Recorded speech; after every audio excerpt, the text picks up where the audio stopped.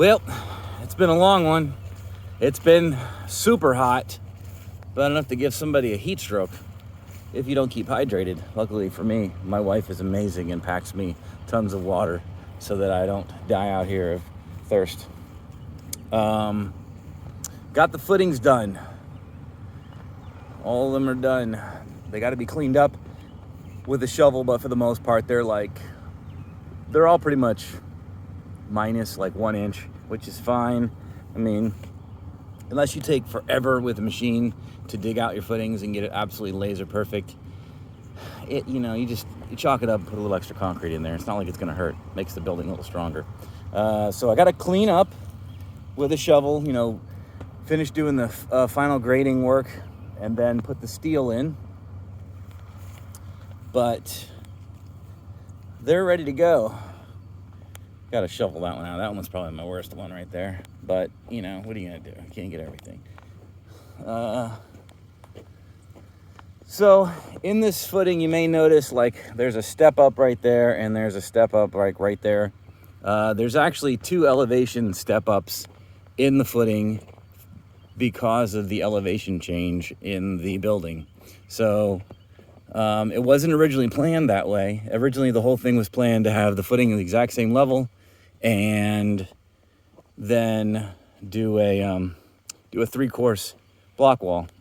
So in order to make it all work and not have to spend an immense amount of money extra on block and this, that, and the other thing, went ahead and this back wall is only going to have 2 courses. So we got footing and then we're going to have 2 courses of block.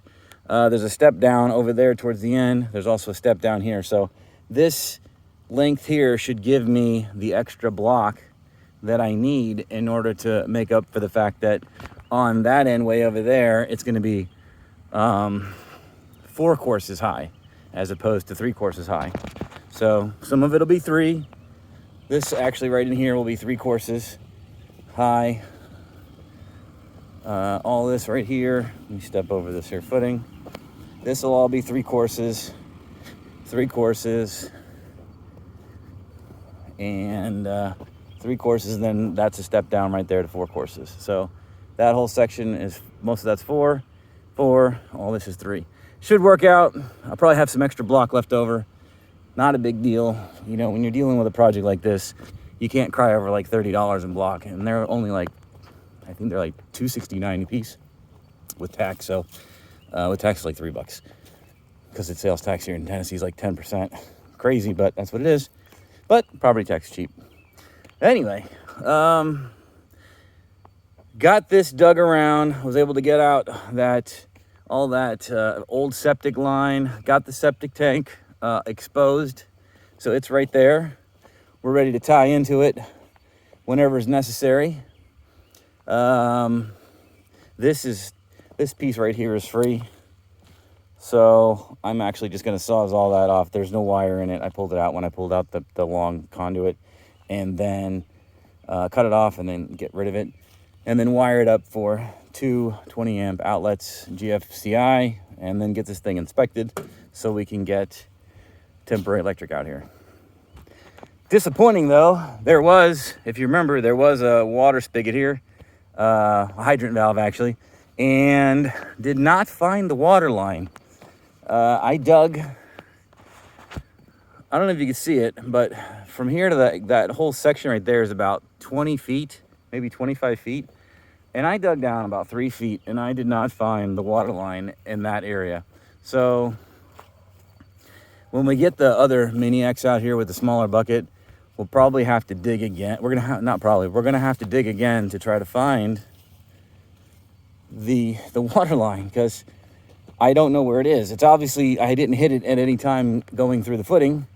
So it's got to be somewhere from here, from these batter boards to this pile of dirt. It's got to be in here somewhere. I don't know where else it would be unless it swings around all the way out there and goes that direction. But I can't imagine that they would have done that. That would have been a lot of unnecessary digging. And I would have most likely found it when I cut that bank down. Before I wrap this thing up real quick, remember I was talking about digging this bank out so that we could have a porch That is true, but also another reason to dig this whole thing out like I did, let me zoom out, dig this whole thing out was to get the concrete truck in here. I definitely wasn't up for the idea of wheelbarrowing 10 yards of concrete to this back footing. That'd be like almost the worst thing in the world. So now I have a landing zone here for the concrete truck to get in here, back in, and then he should be able to get me to everything I need to get over there. I mean, I may have to do a little bit of wheelbarrowing, but I seriously doubt it. I mean, the chute on that thing is pretty long, and he could pretty much back up almost to here. If I have to hand dig that out, the amount of effort to hand dig that real quick, which I should have done it with the excavator, but to hand dig it would be way easier than having to wheelbarrow this concrete in. That would just not be fun at all. Anyway, so pretty excited. We got everything scraped. We got our footings done. We got this done. We got that over there prepped. We got the septic tank found, which we pretty much knew where it was anyway, but you know, hey, the water line's still the wild card, and the Piniax is back on the trailer, ready to rock and roll, returning to the rental company tomorrow. Can't complain about that guy. Did all this work and made my life significantly easier. So, on that note, I'm gonna get out of here, and I'll talk to y'all later.